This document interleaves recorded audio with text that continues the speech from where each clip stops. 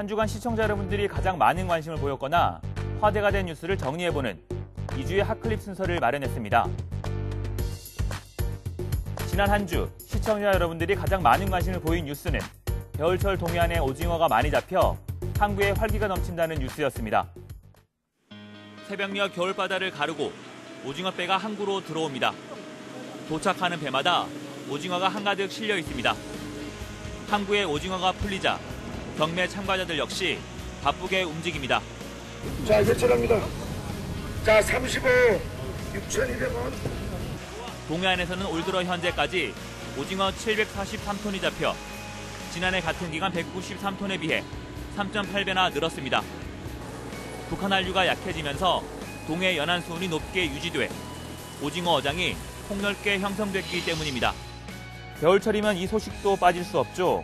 지난 18일 태백산 눈축제가 시작됐다는 뉴스도 큰 관심을 끌었습니다.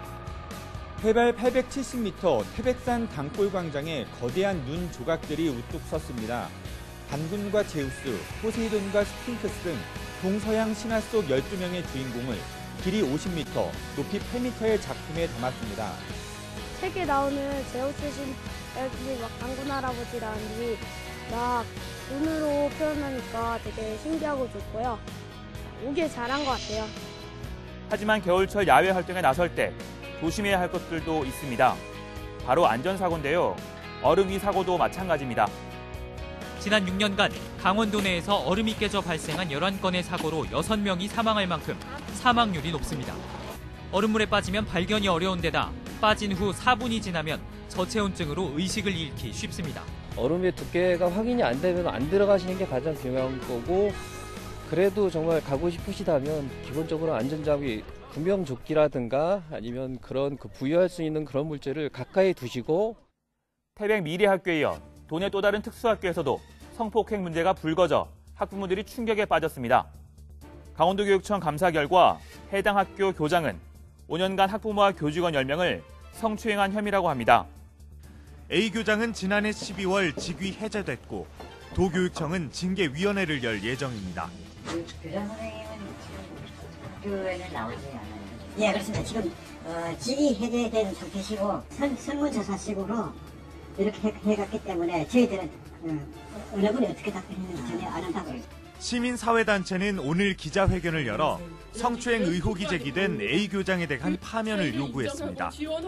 해당 학교 학부모들은 중증 장애가 있는 자녀가 학교 생활에서 불이익을 받을까 그동안 제대로 된 문제 제기가 어려웠다고 말합니다. 다른 학교로 가게 되면 그거는 다른 학교가 아니라 부모와 집에서 평생을 살아야 한다는 그런 공포감이 있기 때문에 학부모들이 그동안 저항하지 못하고 속수무책으로. 장애인을 둘러싼 논란은 이뿐만이 아니었는데요.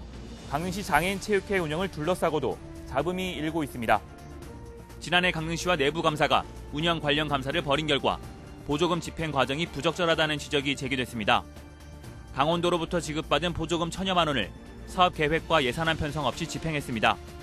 생활체육교실 운영 지원 사업 보조금 300여만 원은 사후 결제 처리에 감사에 지적됐습니다. 행정적인 약간의 이제 운영 미숙이 일부는 이제 발생된 걸로 지금 알고 있고요. 향후는 그런 일이 없게끔 저희가 또 투명하게. 강릉시에서는 30년간 운영돼 온 공립어린이집 폐원 소식이 전해지면서 논란이 되고 있습니다. 강릉시가 건물 안전성을 고려해 문을 닫기로 했는데 학부모들이 반발하고 있습니다. 지난 1991년에 문을 연 옥천 공립어린이집.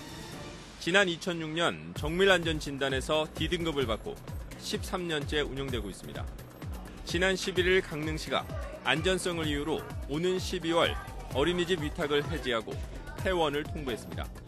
우리 애는 어디로 가야 되나 그 생각에 그냥 눈물만 나오는 거죠. 저도 일을 하고 있는데 아이가 갈 데가 없는데 돌봐줄 사람도 없고 그냥 속수무책으로 당해야 되는 상황밖에 안 되기 때문에. 지방의회가 의정활동 공개에 늑장을 부리고 있다는 소식도 있었습니다.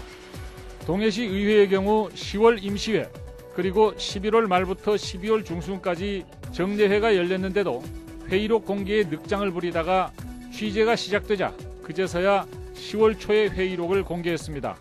기록하는 이 직원이 2분이 있었습니다. 근데 작년 10월에 한 분 결혼이 생겨서 지금까지 충원이 안 돼서 그래서 그런 사정 때문에 제때제때 지금 의원들의 활동 상황을 못 올리고 있습니다. 속초시 의회도 9월까지만 올려놨고 삼척과 태백시 의회는 10월 말 회의까지만 검색이 가능합니다. 회의록을 늦게 공개해 시민들의 접근이 방해받고 있다는 지적이 제기됐습니다. 마지막으로 강원도 내 어려운 이웃을 향한 사랑의 온도탑이 70도에 머물고 있다는 뉴스입니다. 원주의 한 사회복지단체가 노인들에게 무료로 제공하는 점심밥. 하루에 200명에서 300명이 이용하는 만큼 사용되는 물품이나 비용이 만만치 않습니다. 특히 김치나 쌀은 필수적인 식재료지만 예년보다 기부된 양이 저조하다 보니 운영이 쉽지 않습니다. 저희가 무료급식에서 하루에 쌀을 한 30kg 정도 매일 소비를 하고요. 김치도 10kg 정도 소비를 하고 있는데 김장의 경우도 전년 대비했을 때 한 30% 정도 감소한 상황이어서 사회복지 공동모금의 기부는 이달 말까지 이어지는데요. 설 명절을 앞두고 따뜻한 마음을 많이 나눴으면 좋겠습니다. 이주의 핫클립이었습니다.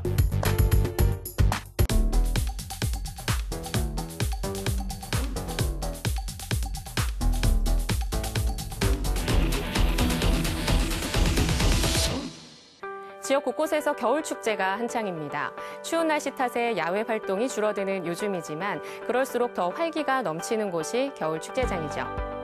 한겨울 추위를 온몸으로 느끼며 추억을 만드는 곳. 이번 주말 나들이 장소로 어떨까 싶네요. 뉴스토크 말씀 플러스 오늘 준비된 순서는 여기까지입니다. 저희는 다음 이 시간에 다시 찾아뵙겠습니다. 시청해주신 여러분 고맙습니다.